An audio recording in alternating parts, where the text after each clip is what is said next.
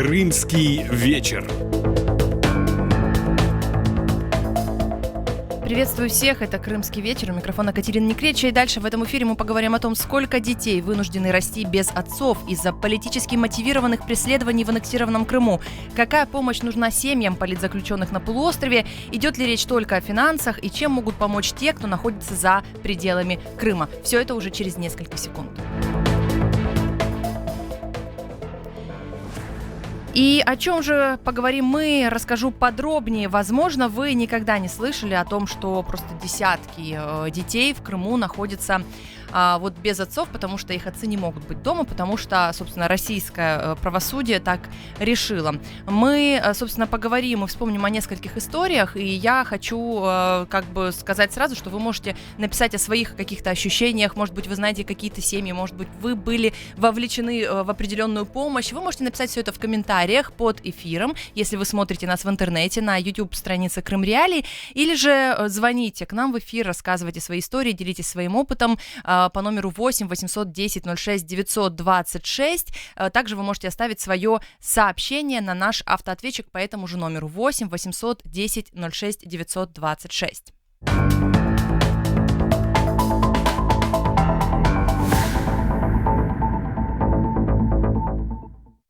Собственно, еще одним таким поводом, мы периодически говорим в эфире нашем на эту тему сложную, еще одним поводом стало некое событие. 2 ноября Крымско-татарский ресурсный центр представит эксклюзивный документальный фильм «Верните мне папу». Картина поднимает одну из самых актуальных и болезненных тем современности – это детство без отца. Этой картиной авторы хотят привлечь внимание украинской и международной общественности не только к проблеме политзаключенных Крыма, но и к их детям, которые страдают не меньше своих родителей. И вот, собственно, по данным Крымско-татарского ресурсного центра, на данный момент в аннексированном Крыму уже более чем 200 детей воспитываются без отцов из-за политически мотивированных преследований на полуострове. Это очень важно понимать, да, потому что когда тема звучит, что вот дети без отцов, может сразу прийти в голову разное, да, что там отец ушел из семьи, что-то еще, а здесь реально отцы есть, но они просто не по своей воле, а потому что, опять же, повторюсь, российское правосудие вот так вот решило, находится в Крыму, там, в СИЗО или вообще за пределами Крыма в соседней России, в российских тюрьмах. И, собственно, тут вопрос этих семей и, главное, этих детей, которые остались вот на годы без отцов. Мы сейчас поговорим с нашим первым гостем этого эфира. Это глава Крымско-татарского ресурсного центра Эскандер Бариев. Эскандер Бей, здравствуйте. Добрый вечер. Я так понимаю, по названию «Верните мне папу», что фильм должен быть достаточно эмоциональным. Да, на самом деле мы ставили задачу сделать фильм эмоциональным. Это была наша мечта уже несколько лет, и мы искали ресурс для того, чтобы, знаете, сделать фильм, чтобы он не был наигранным, чтобы у детей не было каких-то специальных там сценарных текстов, чтобы дети говорили то, что у них на душе. И поэтому, когда мы строили этот фильм и создавали этот фильм, мы очень четко продумывали сам сценарий этого фильма. И, соответственно, в рамках данного фильма у нас, конечно, будет 5 героев.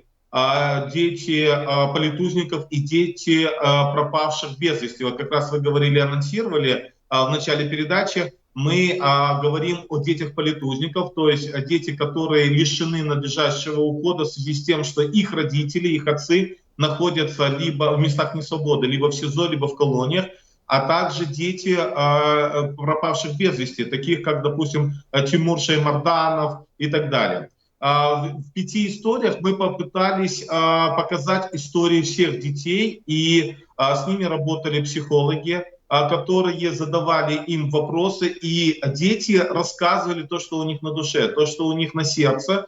И в рамках нашего фильма мы пытались с помощью анимаций, скажем, вот этот рассказ преподнести в виде анимации. И этот фильм, он рассчитан на 20 минут, и когда мы пробную версию просматривали, драфт, то на самом деле становится комок в горле, и мы, в принципе, и ставили такую задачу, чтобы каждый, кто увидит фильм этот, реально понимали, какая все-таки трагедия в связи с тем, что существуют политзаключенные, в связи с тем, что эти дети лишены элементарного права на надлежащий уход со стороны родителей, родительский уход. и что эти дети, в отличие от других, лишены самого простого, просто увидеть своих отцов. Ведь на самом деле из того количества детей, которые вы назвали, по нашим данным, более 11 детей, примерно 11-12 детей, которые уже родились после того, как их отцов забрали.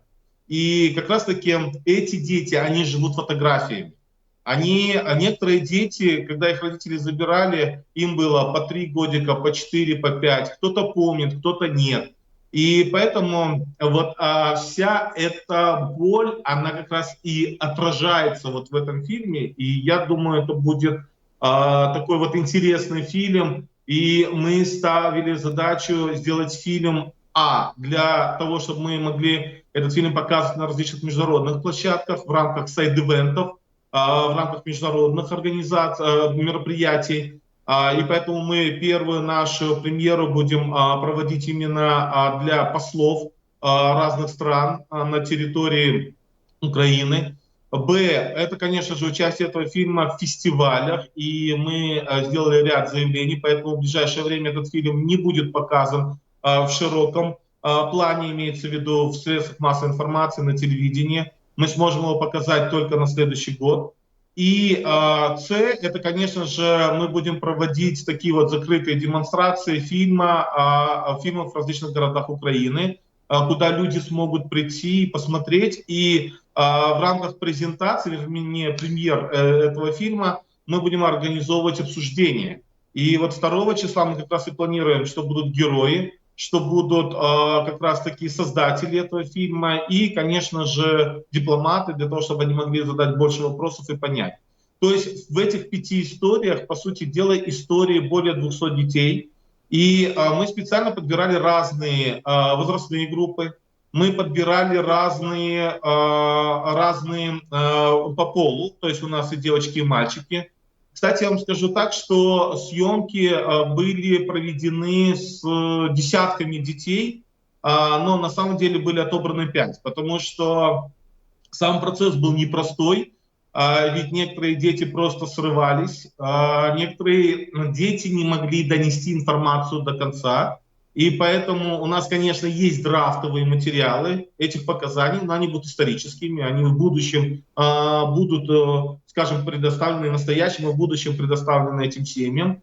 Но, с другой стороны, мы все-таки подобрали, скажем, тех детей с учетом, как я сказал, уже возраста и пола, для того, чтобы мы увидели разносторонние процессы и истории. Искандер, да, я как раз вот хотела спросить, как вы отбирали деток, и теперь, в принципе, у меня опыт такой тоже есть, интервью с детьми, которые там пострадали от чего-то, и это самое сложное вообще, что только может быть, да, потому что ты вынужден, то, что у них болит, да, ты вынужден как-то из них это вытянуть, проговорить, а учитывая, что интервью обычно берут, это же там не члены семьи, а чужие люди, могут быть там и психологи иногда, да, но в любом случае это достаточно драматично, сложно. И собственно, как это вы отсматривали, отбирали, да, я понимаю, что кто-то из деток мог растеряться, действительно, не так донести информацию, а здесь же надо показать и эмоцию, да, собственно, какие, может быть, такие моменты вы можете нам приоткрыть из просмотра, вот что вы видели, что вас затронуло больше всего, или реакция этих детей, или какие-то их слова, фразы, или, может быть, что-то они там себе... Если не видели или не помнят папу, может быть, что-то себе придумывают. То есть вот что затронуло именно вас, а это очень важно, поскольку вы работаете в правозащитной тематике, и вас, грубо скажу, нечем удивить, вроде бы, да, как кажется, потому что вы ежедневно с этим сталкиваетесь, и все равно может присутствовать какая-то профессиональная деформация. Но вот если вас уже что-то затронуло, да, то кажется, что зритель, точно не сможет сдержать слез. Но на самом деле, когда я сказал вначале, что мы мечтали создать такой фильм, потому что мы, работая с ним, мы проводили и конкурсы на лучшее сочинение на тему «Мой папа герой», и дети писали свои сочинения, и, соответственно, мы потом из этих сочинений сделали сборник, перевели на английский язык, и мы имели определенные представления. Мы, конечно же, когда проводили съемки, когда мы видели этот фильм, то понятно, что было видно, что некоторые дети уже были адаптированы к тому, что их отцы где-то находятся далеко, что они только живут фотографиями и постоянно могут там погладить фотографию. Есть случаи, когда достаточно тяжело воспринимается, это более свежие случаи, когда уже в таком в осознанном таком, я бы сказал бы, возрасте девочка Софие, ей сейчас уже 15 лет, а когда арестовали ее отца, ей было 13. И она достаточно так эмоционально рассказывала о том, как она воспринимала и как она дальше живет, понимая, что ее отец не преступник, но он находится в застенках, в местах несвободы.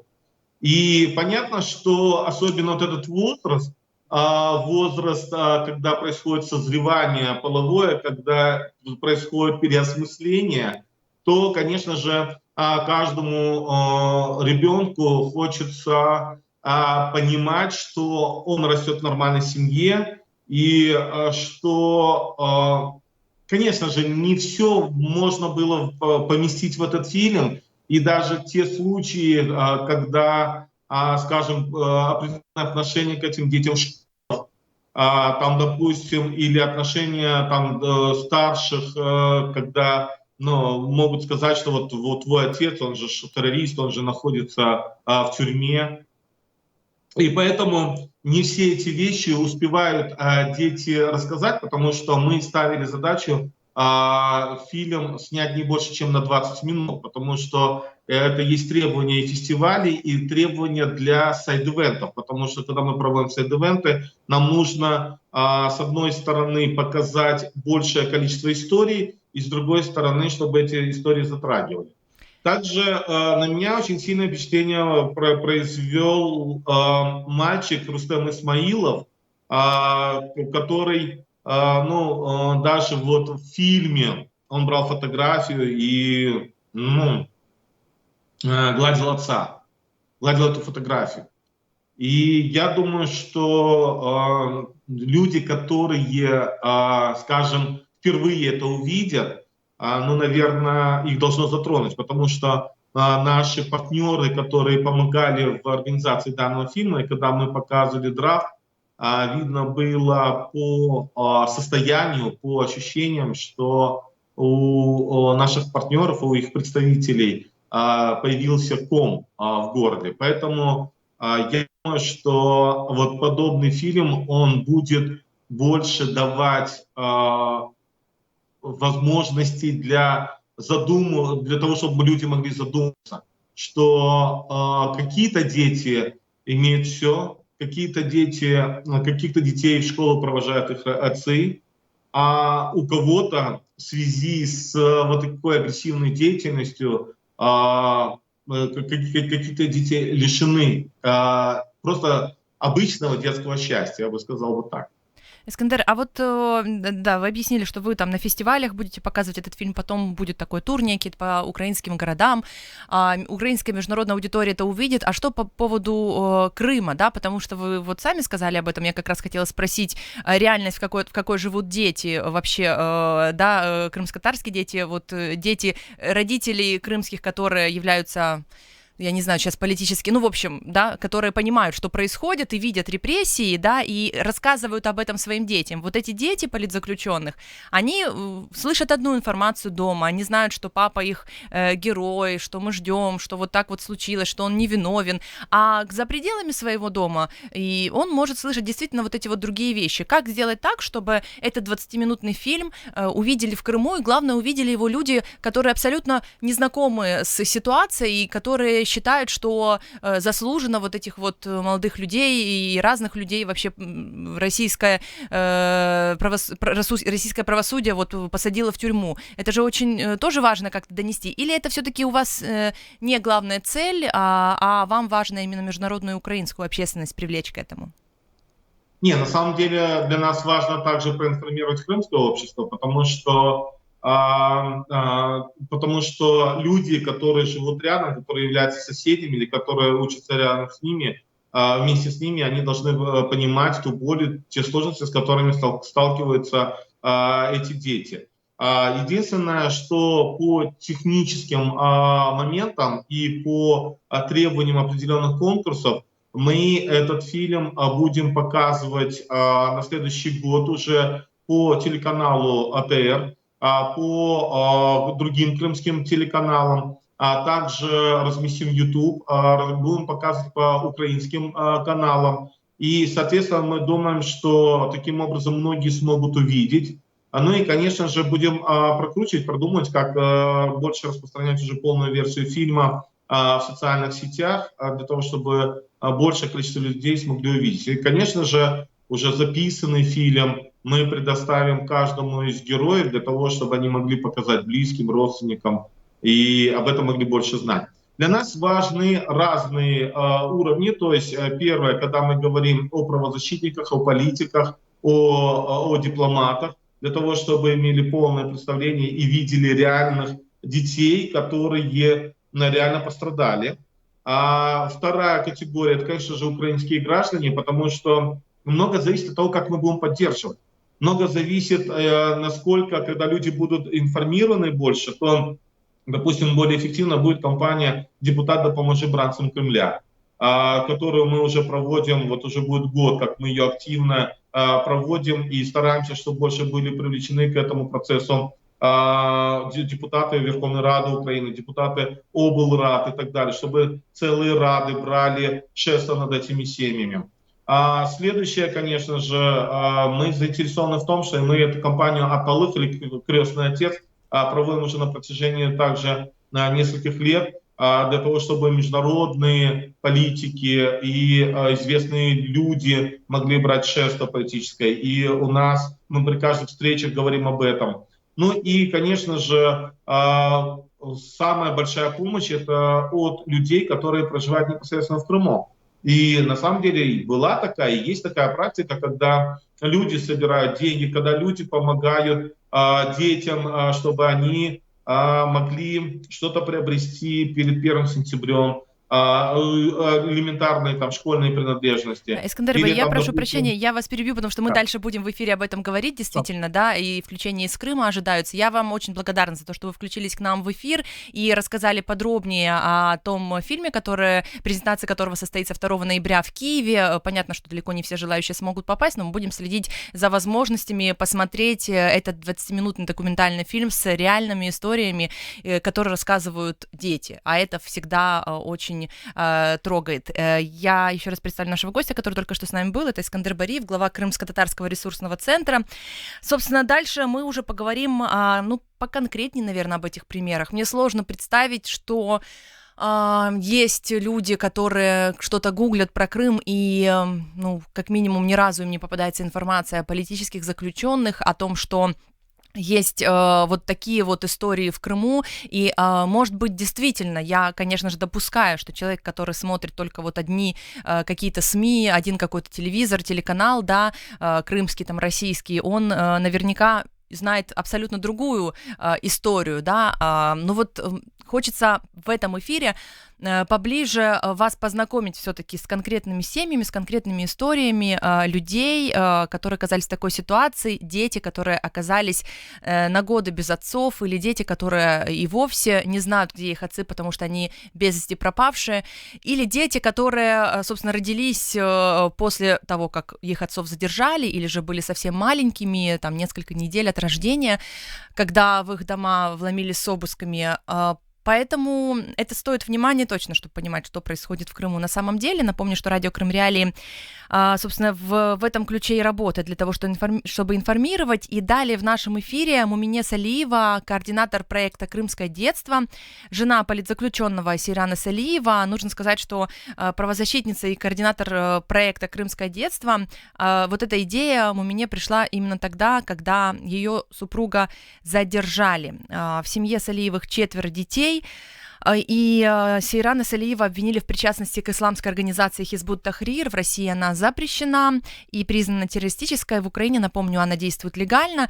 И вот Сейрану 36 лет, если не ошибаюсь, он работал экскурсоводом, был активистом общественного объединения «Крымская солидарность», а Мумине — экономист с высшим образованием, учится в аспирантуре, пишет диссертации, собственно, мама 4 детей, еще раз повторюсь, и плюс к этому ко всему в ней нашлись силы и время для того, чтобы вот этот проект «Крымское детство» и вести. Мумине Ханум, приветствую вас. Добрый день, я тоже вас приветствую. Благодарю за приглашение в этот эфир. Мы не могли не пригласить, да. И я, собственно, вот открываю сайт Крымской солидарности, и там вот раздел «Крымское детство», и это может сделать любой человек, у которого есть хоть сколько-нибудь интернета, да, вот просто там введите в интернет «Крымская солидарность», и вы увидите вот в этой графе «Дети политзаключенных» очень много фотографий красивых детей разного возраста, и очень-очень сложно и больно, конечно, представлять, что эти дети, вот они ждут, когда же папа вернется, да, собственно, когда это случится, никто не знает, но тем не менее информация о том, что это вообще есть, это уже какая-то часть победы в этом деле. Мумине, хочется спросить, где вы находите время и силы на то, чтобы собирать всю эту информацию, заниматься этим? Ну, вы хотите отвечать, хотите, нет, это такой вопрос очень абстрактный, но вот все эти дети, которых, например, в Крымско-Татарском ресурсном центре насчитали уже где-то вот 200 детей, я помню, акции большие были, когда там вот 100 детей, да, об этом много говорили, и каждый раз это количество увеличивается, вот уже 200 детей без отцов. Собственно, что сейчас происходит с помощью этим семьям? И насколько объединена вокруг этого вопроса сейчас вот крымско-татарская общественность, вообще Крым внутри, да, вот этого вопроса. А потом мы поговорим, наверное, о том, что какая помощь в Крым там с материковой Украины, например, поступает. Знаете, я всегда подходила к этому так, что всегда для себя разделяла боль. Мне кажется, что боль бывает разрушающая, а бывает созидательная. И поэтому важно, когда человек и в целом общество, сталкиваясь с политпрессингом лицом к лицу, научится саккумулировать эту боль и превратить ее в надежду. Поэтому вот та ситуация, которая сложилась в Крыму за последние 7 лет, и то, как себя повел крымско-татарский народ, это в какой-то степени стало моим лейтмотивом того, чтобы включаться в процесс защиты тех, кто безосновательно, незаконно по политическим сфабрикованным уголовным делам попадают в тюрьмы, в том, чтобы защищать эти семьи, этих женщин, мам и детей. И это движет мною по сей день. Надеюсь, что мои силы не иссякнут. На сегодняшний день 197 несовершеннолетних детей политических заключенных живут в разлуке со своими отцами. И вот, знаете, если говорить, например, о том, какая история более драматическая, какая менее, это очень сложно, потому что, опять же, тяжесть боли очень сложно идентифицировать по каким-то критериям и факторам. Поэтому каждая такая история, она занимает в моем сердце отдельное место, она очень индивидуальна. И когда мы разговариваем с коллегами об этой тематике, я всегда говорю, что каждая история должна быть услышана. Поэтому важно говорить о каждой семье политзаключенного и даже о каждом ребенке, о том, как он перенес обыск, как он переживает разлуку, о том, какой он по своему психологическому портрету, о том, какие у него достижения. И именно все эти стороны мы пытаемся отражать в наших публикациях на страницах крымского детства. А если вот, это, наверное, тоже, ну, какой-то, может быть, немного странный вопрос, но я понимаю о том, что вот там сбор, и только что Искандер Бариев об этом вот начал говорить, что, например, к 1 сентября, да, призыв такой, давайте поможем собраться в школу, то есть есть какие-то материальные призывы, и они безумно важны, это понятно, но вот эти моменты психологические, да, тут же нужна, наверное, тоже какая-то помощь. Вот какой она является сейчас внутри народа и в Крыму, есть ли работа с психологами, например, может быть, какие-то волонтеры онлайн даже готовы поработать с такими детками, проговорить эту всю историю, или получается как-то внутри семей, внутри вот большой семьи, да, как-то это все проговаривать, чтобы детям проще было переносить ситуацию?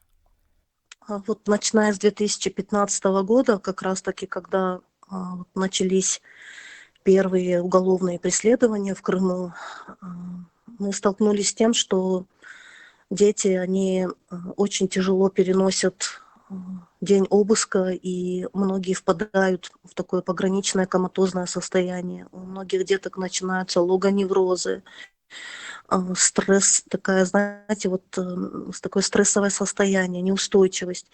И мы сразу определили для себя, что детям однозначно нужна помощь профессиональных психологов. Поэтому по сей день это у нас практикуется, с детками индивидуально работают психологи.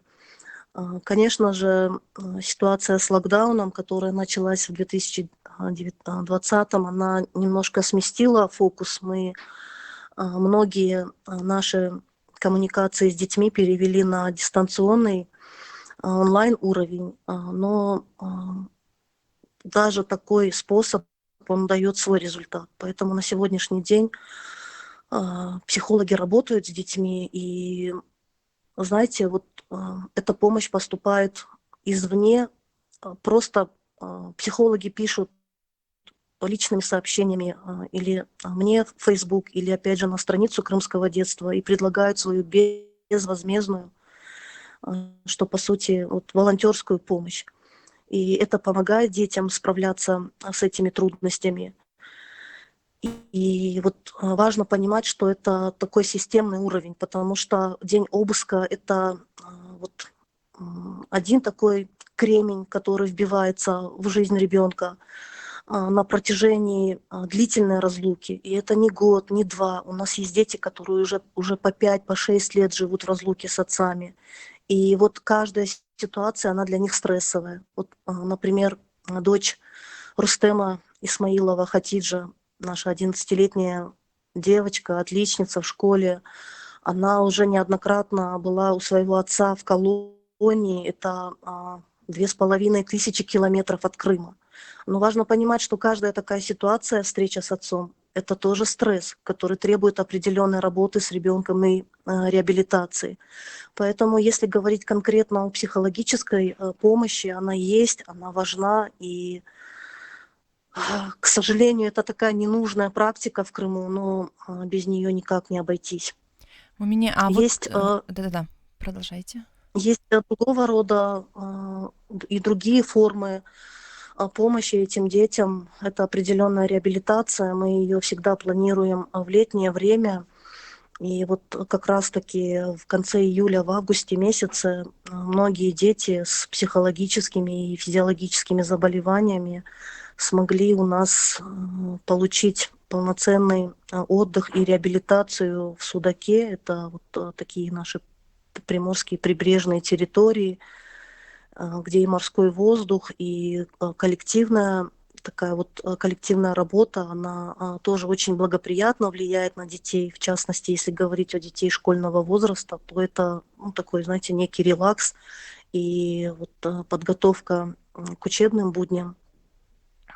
Есть другого рода тоже коммуникации. Ранее они были в рамках Крымского детства ежемесячно, когда на наших занятиях с детьми работали и наши творческие личности в сфере искусства, в сфере изобразительного искусства, в частности, в сфере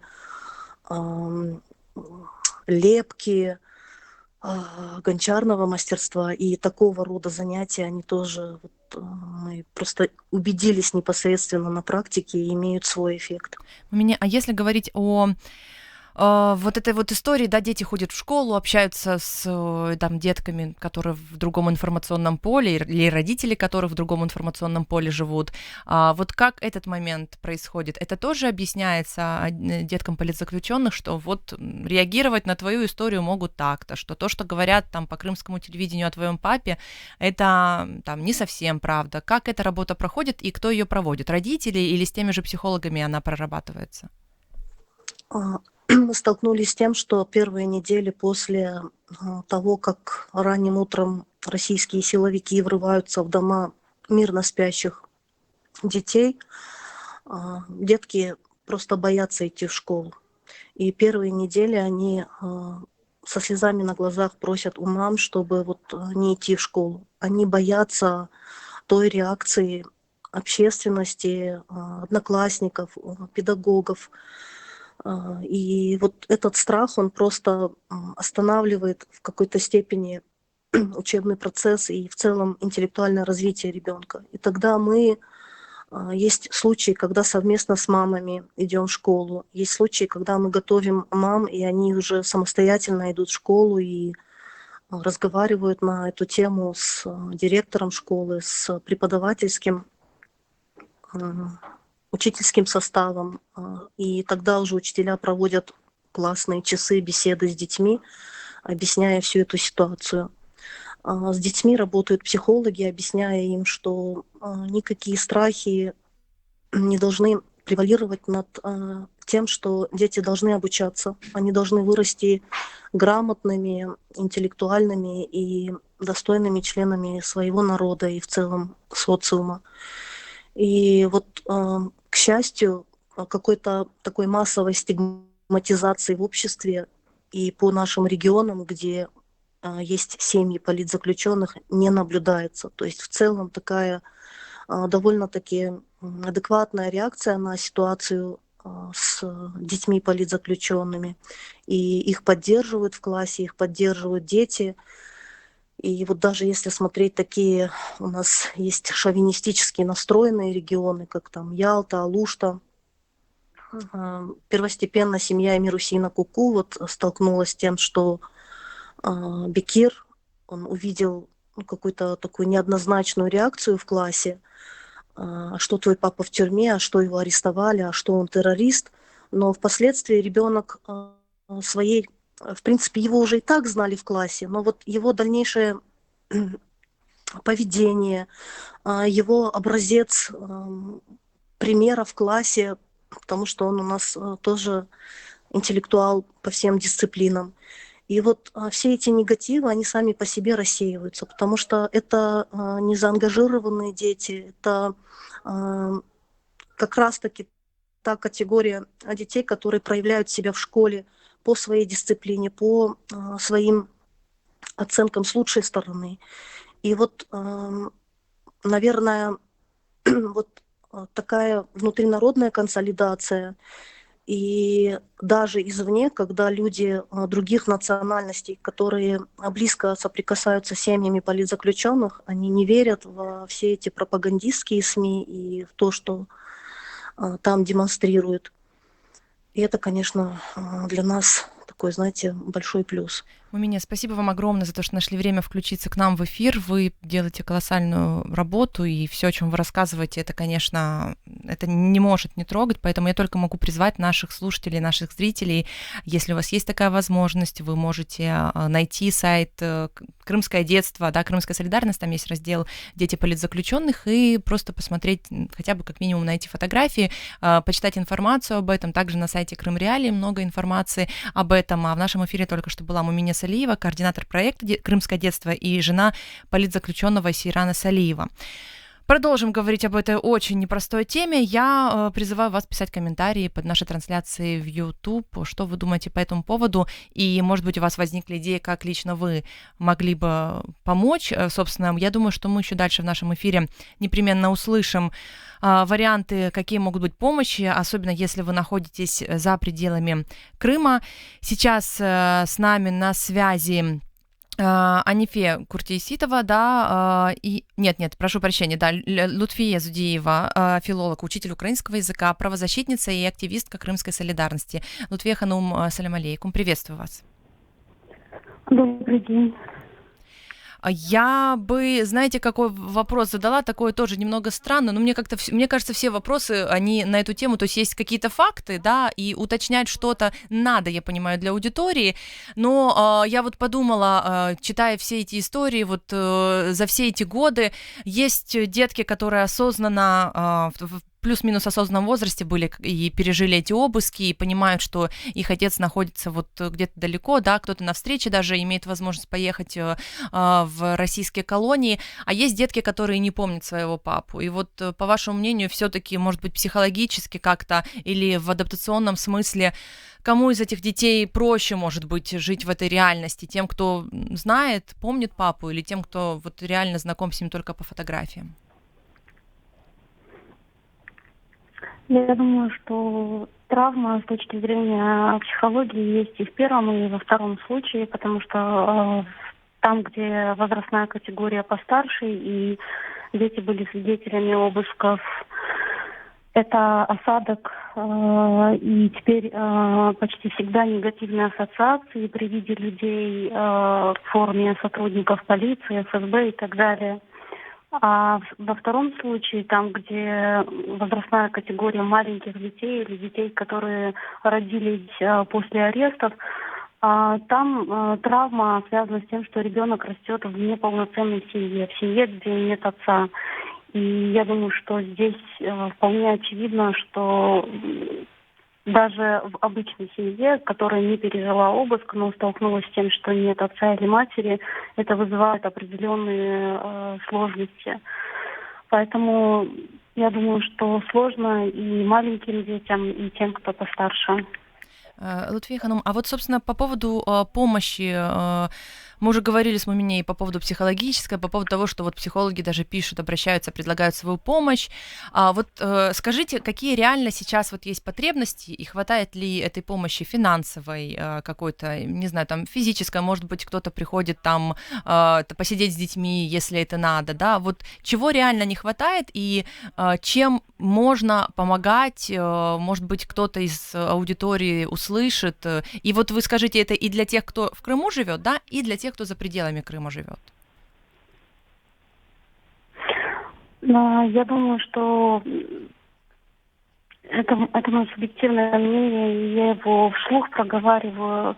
Я думаю, что та помощь, которая оказывается детям политических заключенных, она крайне важна, но она схожа с паллиативным лечением вот, в ситуации с больным человеком. То есть есть принципиальная проблема заболевания в корне, и есть какие-то действия, которые помогают просто снять определенные последствия этого заболевания.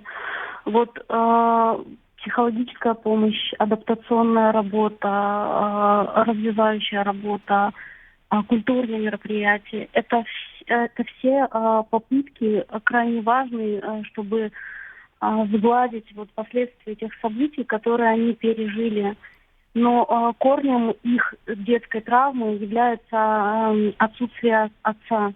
Поэтому в первую очередь, конечно же, мы призываем и правозащитные организации, и организации, которые занимаются сейчас правами детей на территории полуострова, и просто неравнодушных людей, которые следят за ситуацией и хотят помочь. В первую очередь мы призываем к объединенной работе для освобождения отцов этих детей, потому что только полное возвращение отца в дом станет вот принципиальным лечением в этом случае и изменит ситуацию коренным образом. Что касается вот возможной поддержки, да, то вот как говорила сегодня координатор крымского детства мне, любые инициативы, направленные на то, чтобы загладить как-то состояние этих детей, они приветствуются. И это и какие-то выездные мероприятия, когда дети политзаключенных покидают территорию полуострова, и это такая возможность отступить от вот этой напряженной немножко реальности и просто провести несколько дней в другой атмосфере. И мероприятия, которые для них проводят на территории Крыма, индивидуальная психологическая работа и какие-то массовые культурные мероприятия. Мгм.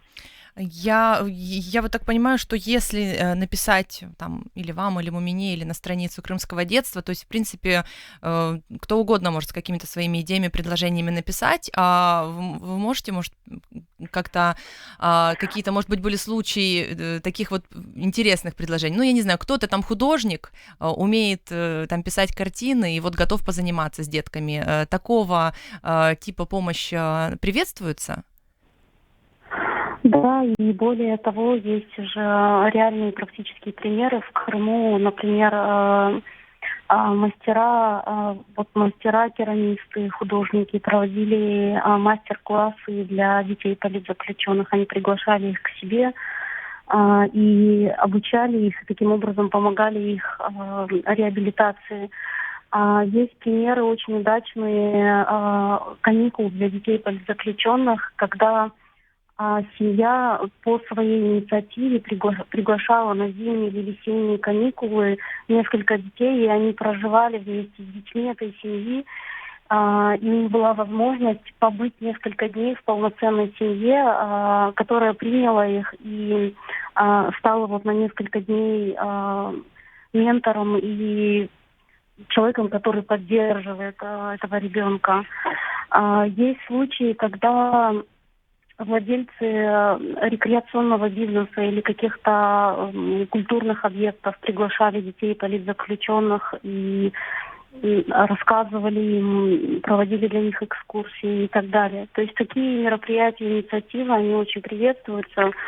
И есть уже положительный опыт в их проведении. Поэтому если есть люди, которые готовы таким образом помогать семьям политических заключенных, они всегда могут обратиться к координатору крымского детства Мунине Салиевой через ее личную страницу в Facebook, либо написать в приват аккаунта Крымской солидарности или Крымского детства, и с ними обязательно свяжутся и обсудят их предложения. Лутфия, вот вы буквально там пару лет назад в интервью моим коллегам из Крымреалии говорили о том, что вот политическое давление коснулось уже каждой третьей крымско-татарской семьи. Сейчас, то есть это так звучит, конечно, достаточно показательно. Вот в некотором смысле вот эти вот цифры, которые называются, да, они, конечно, могут человека задеть, который вот слышит эту информацию, чтобы начать глубже ее изучать. Вот сейчас какая ситуация? По-прежнему вот так же, такие же у вас подсчеты или ситуация ухудшилась? Это действительно абсолютно правдивые цифры, потому что крымские татары – это малочисленный народ с очень тесно переплетенными родственными связями. И учитывая, что цифра политических заключенных растет у нас с каждым месяцем, получается так, что вот уже в каждой крымско-татарской семье есть или близкий, или отдаленный родственник, который находится в заключении. И более того, вот эта информация о том, что есть такие люди, которые преследуются за свою политическую или гражданскую позицию, или религиозные взгляды, она уже распространяется не только внутри крымско-татарского народа, то есть это не такая вот узкая информационная капсула. Очень многие жители полуострова постепенно погружаются вот в эту проблему, потому что многие из них живут по соседству и прекрасно знают этих людей. Вот буквально завтра в 10 часов утра в Южном окружном военном суде будут выносить приговор целой семье крымско-татарской. На скамье подсудимых оказались два родных брата, Осман и Сейтумер Сейтумеровы, их родной дядя Рустем Сейтметов и их сосед Амет Сулейманов. То есть это вот такой очень яркий, репрезентативный пример семейных репрессий и преследований в Крыму. То есть фактически, если завтра будет обвинительный приговор, а в этом фактически никто сейчас не сомневается, их родители одновременно лишатся двух своих детей, лишатся возможности жить нормальной, полноценной жизнью рядом с ними, и они отправятся в колонию на долгие годы. Поэтому, к сожалению, нет, ситуация не становится лучше, она ухудшается и затрагивает все больше и больше семей. Спасибо вам за то, что нашли время и включились в наш эфир. Я могу только призвать аудиторию, кто услышит этот эфир, наверное, подписываться на Крымскую солидарность или зайти хотя бы на страничку и посмотреть, почитать информацию. Должна сказать, что журналисты Крымреалии следят также за тем, что сообщают гражданские журналисты вот, Крымской солидарности, и там много информации, и это, наверное, стыдно не знать. Если у вас есть доступ к интернету как минимум, или хотя бы к тому, чтобы слушать вот наше радио, то, пожалуйста, действительно слушайте и как-то, может быть, распространяйте эту информацию вашим соседям, знакомым, которые, может быть, не в курсе. В нашем эфире только что была Лутфия Зудиева, учитель украинского языка, филолог и активистка Крымской солидарности. Я благодарю всех наших слушателей на 648 АМ, это средние волны. Мы вещаем по всему Крыму практически, и благодарю за участие наших зрителей в интернете, на странице Крымреалии в YouTube. Подписывайтесь, пишите, главное, ваши комментарии, что вы думаете по поводу услышанного. Встретимся в эфире. С вами была я, Катя Некречия. Хорошего вам дня.